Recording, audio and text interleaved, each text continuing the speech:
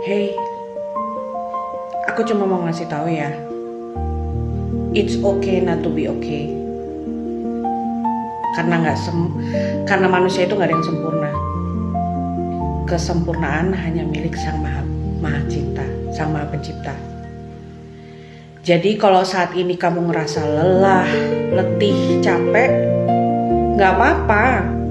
Akuin aja sama dirimu. Sambil peluk dirimu dan bilang terima kasih untuk dirimu. Terima kasih sudah menjadi kuat. Terima kasih untuk tetap tahan. Terima kasih untuk tetap percaya. Dan dengan kamu melakukan itu nggak ada salah sama sekali sih. Itu untuk dirimu sendiri. Karena kamu butuh cinta untuk dirimu sendiri. Karena kamu adalah cinta itu sendiri.